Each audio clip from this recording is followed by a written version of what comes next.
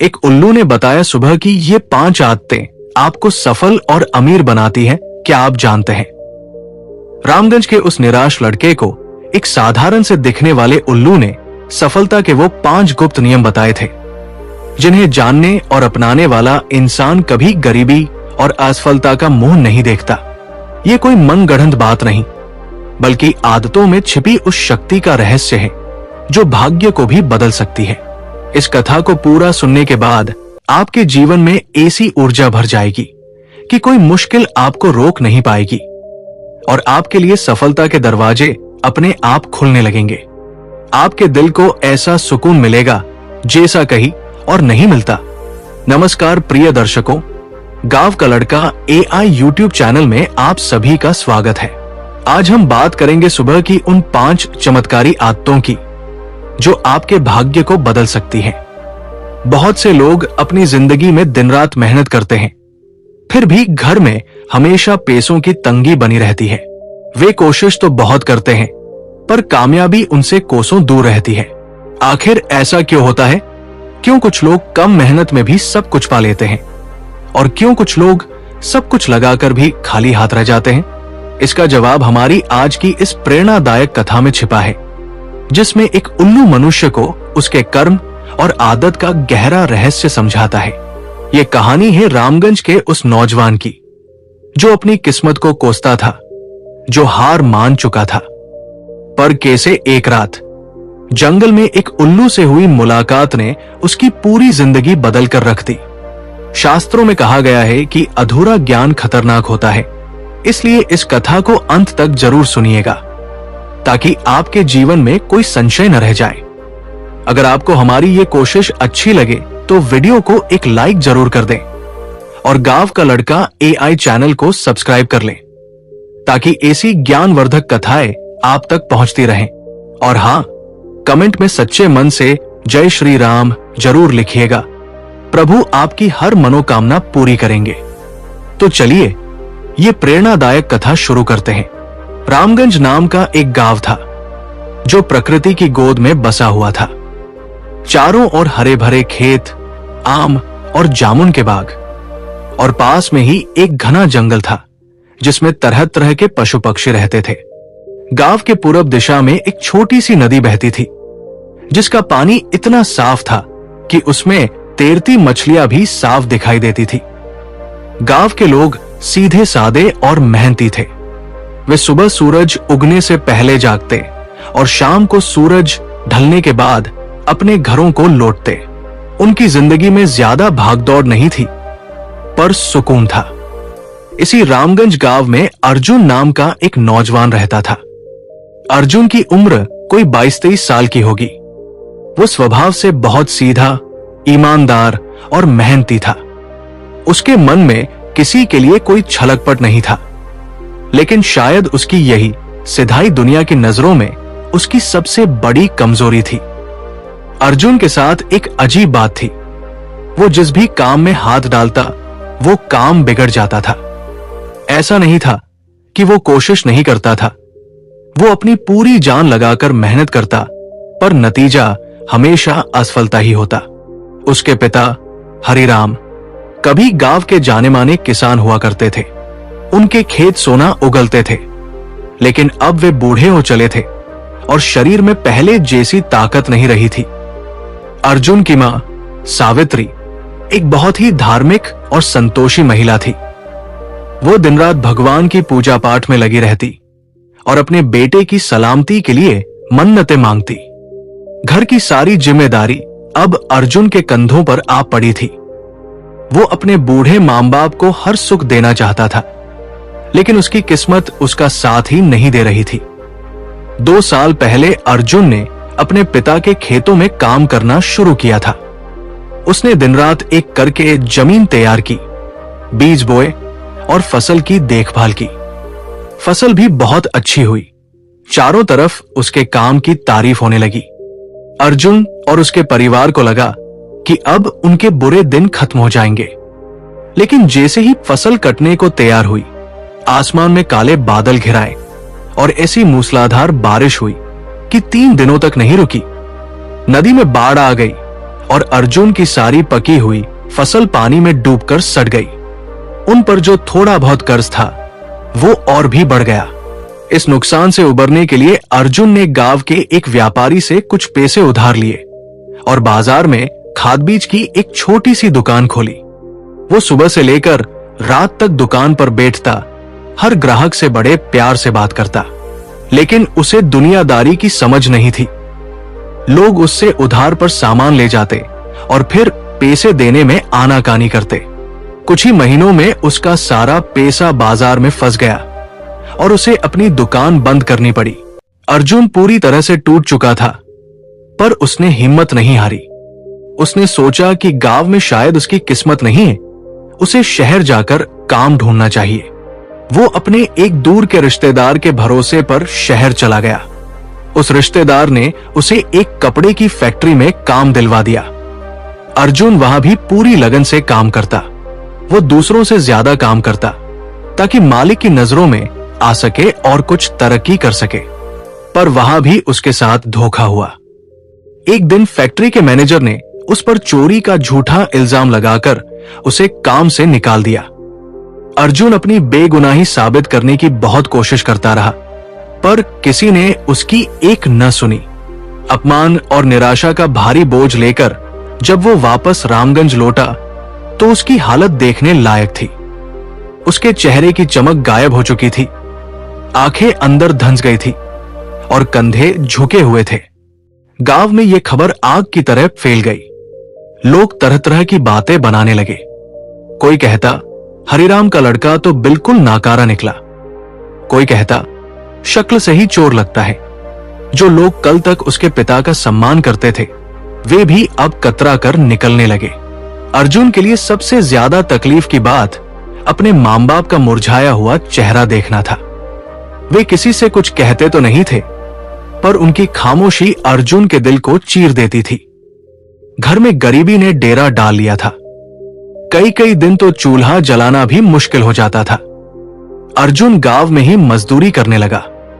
जो भी काम मिलता वो कर लेता, लेकिन दिन भर की कड़ी मेहनत के बाद भी उसे इतने पैसे नहीं मिलते थे कि वो घर का खर्च ठीक से चला सके। एक शाम गांव के सबसे अमीर सेठ धर्मपाल ने अपने बेटे रोहन की शादी की खुशी में पूरे गांव के लिए एक बड़े भोज का आयोजन किया था। सेठ का घर रोशनी से जगमगा रहा था। तरह तरह के पकवानों की खुशबू पूरे गांव में फैल रही थी। अर्जुन के माता पिता ने उसे भी चलने के लिए कहा। पहले तो उसने मना कर दिया, पर मां के बार बार कहने पर वो उनके साथ जाने के लिए तैयार हो गया। जब वो भोज में पहुंचा तो वहां का नजारा देखकर उसका दिल और भी उदास हो गया। हर कोई खूबसूरत कपड़ों में था, हंस रहा था, बातें कर रहा था, और एक वो था जिसके कपड़े मेले और पुराने थे। चेहरे पर हताशा और थकान साफ झलक रही थी। वो सबसे नजरें बचाता हुआ एक कोने में जाकर खड़ा हो गया। तभी वहां सेठ का बेटा रोहन अपने कुछ दोस्तों के साथ आया। रोहन और अर्जुन बचपन में साथ खेला करते थे, लेकिन अब दोनों के बीच जमीन आसमान का फर्क था। रोहन ने अर्जुन को देखा तो उसके चेहरे पर एक व्यंग भरी मुस्कान आ गई। वो अपने दोस्तों के साथ अर्जुन के पास आया और बोला, अरे अर्जुन, तुम यहां? मैं तो सोचा था कि तुम जैसे लोग ऐसी बड़ी जगहों पर नहीं आते। उसके दोस्त हंसने लगे। अर्जुन चुपचाप सिर झुकाए खड़ा रहा। रोहन ने फिर ताना मारा, सुना है शहर से बड़े हाथ मारकर लौटे हो। अरे भाई, कुछ हुनर हम लोगों को भी सिखा दो। सुना है तुम्हारी मेहनत की चर्चा तो बहुत होती है, पर तुम्हारी जेब हमेशा खाली ही रहती है। ऐसी भी क्या मेहनत जो 2 वक्त की रोटी भी न दे सके। ये सुनकर उसके सभी दोस्त जोर जोर से ठहाके लगाने लगे। ये अपमान अर्जुन के बर्दाश्त से बाहर था। उसकी आंखों में आंसू भर आए। उसे लगा जैसे किसी ने उसके दिल में गरम लोहा उतार दिया हो। वो एक शब्द भी नहीं बोल सका। वो उस भरी महफिल से, उन हंसते हुए चेहरों से दूर भाग जाना चाहता था। वो चुपचाप वहां से पलटा और तेज कदमों से बाहर निकल गया।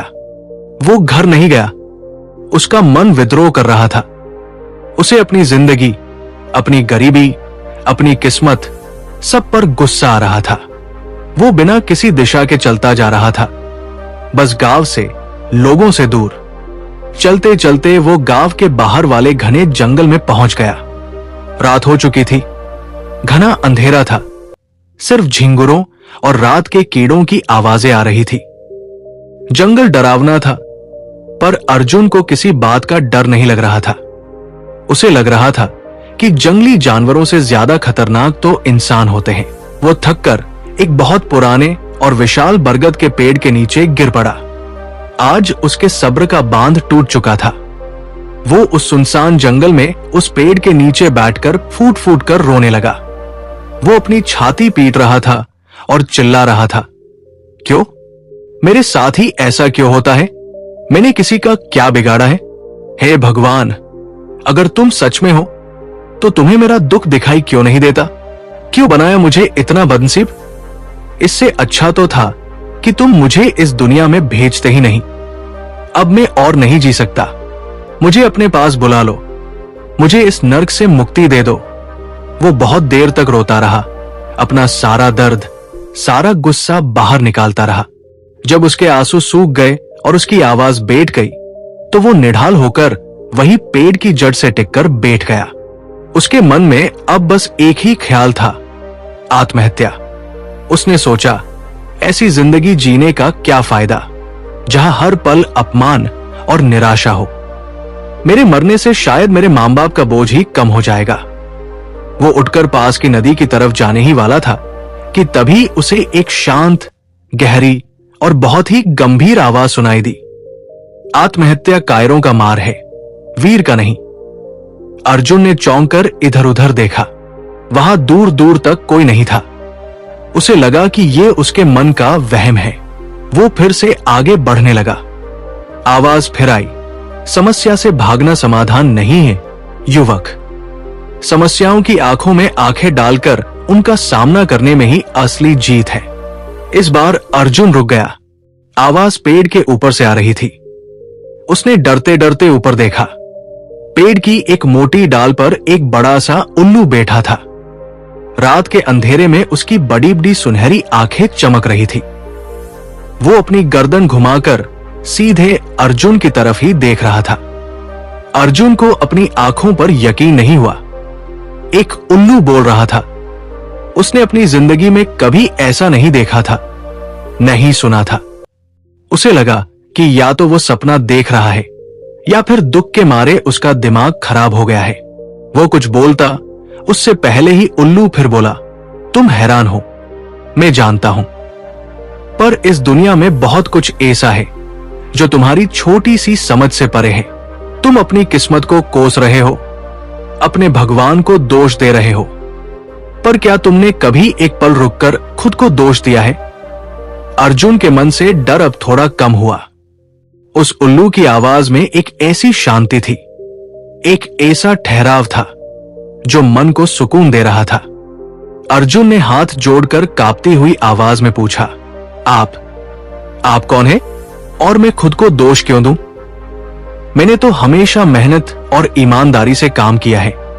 उल्लू बोला, इसमें कोई शक नहीं कि तुम मेहनती और ईमानदार हो। तुम्हारी यही अच्छाई तुम्हारी सबसे बड़ी ताकत है। लेकिन सिर्फ मेहनत करना ही काफी नहीं होता।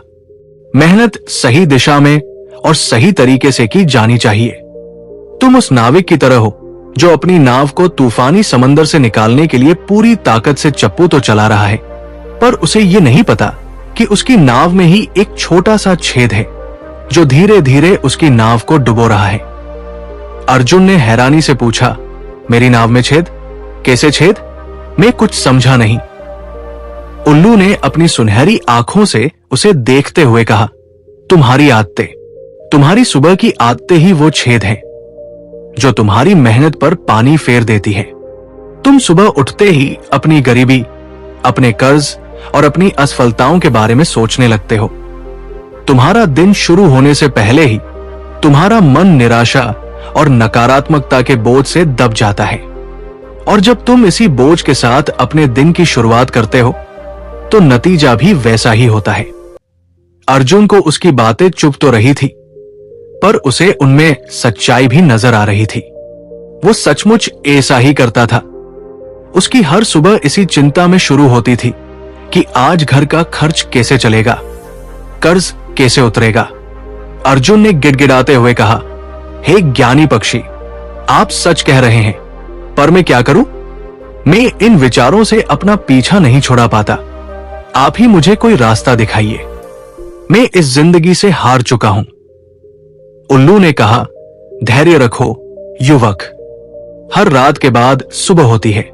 तुम्हारे जीवन का अंधेरा भी अब खत्म होने वाला है, लेकिन उसके लिए तुम्हें खुद को बदलना होगा।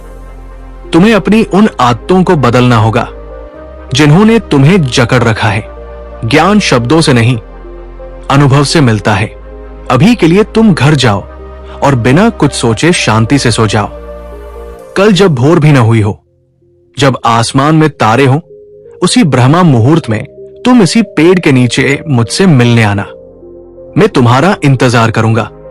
इतना कहकर उल्लू चुप हो गया और फिर पंख फड़फड़ाकर घने अंधेरे में कहीं गायब हो गया। अर्जुन कुछ देर वहीं बैठा रहा। उसे समझ नहीं आ रहा था कि जो हुआ वो हकीकत थी या कोई सपना। पर उसके दिल में जो कुछ देर पहले मरने को तैयार था, अब एक छोटी सी उम्मीद की किरण जल उठी थी। उसने सोचा, जब मरना ही है तो एक बार इस रहस्यमयी पक्षी की बात मानकर देखने में क्या हर्ज है। ये सोचकर वो वापस अपने घर की ओर चल पड़ा। उस रात सालों बाद उसे ऐसी गहरी नींद आई जैसी कोई बच्चा अपनी मां की गोद में सोता है।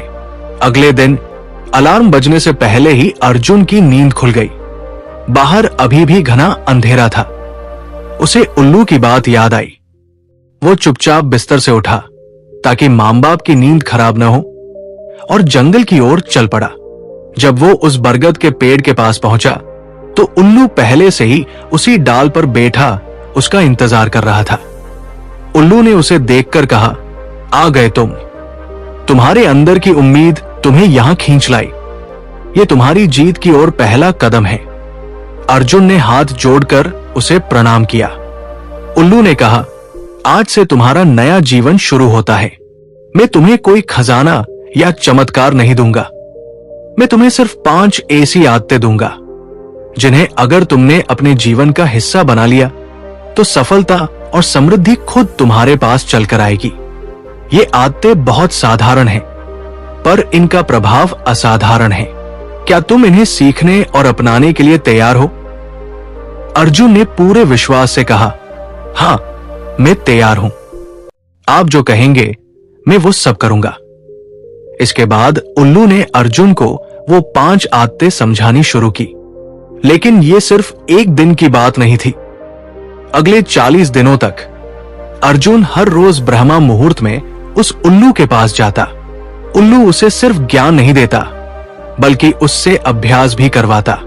उसने अर्जुन को सिखाया कि कैसे अपने मन को शांत किया जाता है, कैसे अपनी ऊर्जा को सही दिशा में लगाया जाता है, कैसे प्रकृति से जुड़कर अपनी आंतरिक शक्ति को जगाया जाता है।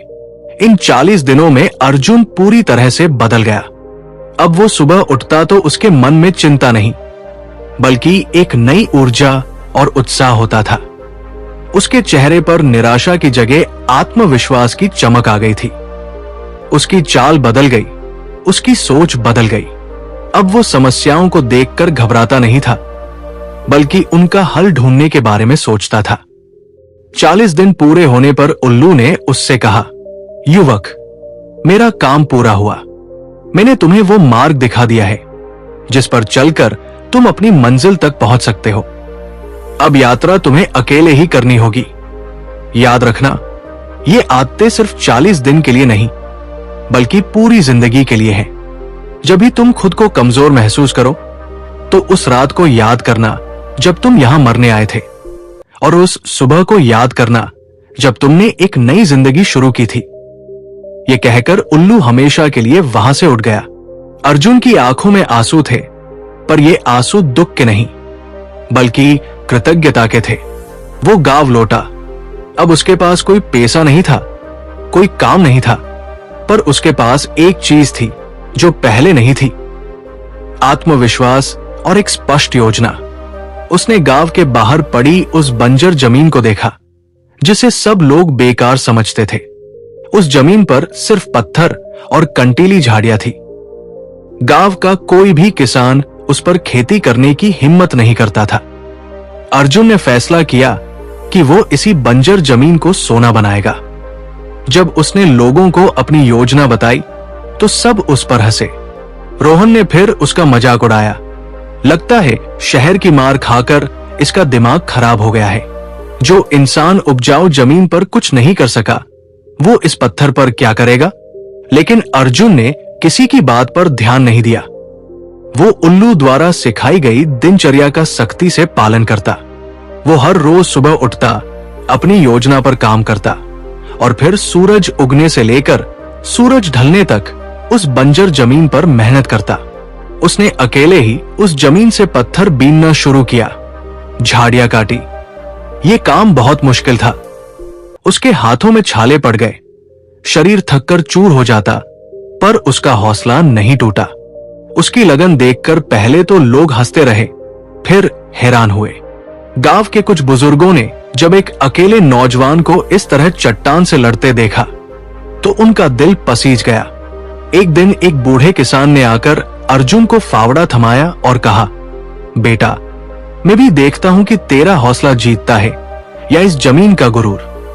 फिर क्या था, एक एक करके और भी लोग जुड़ने लगे जिन्होंने कभी उसका मजाक उड़ाया था। वे भी अब शर्मिंदा होकर उसकी मदद के लिए आने लगे। कुछ ही महीनों की सामूहिक मेहनत के बाद वो बंजर जमीन एक समतल खेत में बदल गई। अर्जुन ने पास की नदी से खेत तक पानी लाने के लिए एक छोटी सी नहर भी खोद डाली। उसने बैंक से थोड़ा कर्ज लेकर अच्छी किस्म के बीज और खाद खरीदे। इस बार उसने पारंपरिक फसल नहीं बल्कि सब्जियों की खेती करने का फैसला किया, क्योंकि शहर में उनकी मांग ज्यादा थी। उस साल मानसून भी अच्छा रहा। अर्जुन और गांव वालों की मेहनत रंग लाई। उसके खेत में ऐसी सब्जियां हुई जैसी आसपास के किसी गांव में नहीं थी। फसल इतनी अच्छी हुई कि शहर के बड़े बड़े व्यापारी खुद गांव आकर उसकी फसल खरीदने लगे। अर्जुन को उम्मीद से कई गुना ज्यादा मुनाफा हुआ। उसने सबसे पहले बैंक और उन सभी लोगों का कर्ज चुकाया जिनसे उसने पैसे लिए थे। उसने अपने लिए एक पक्का घर बनवाया और अपने मां बाप को वो हर सुविधा दी जिसका उन्होंने कभी सपना देखा था।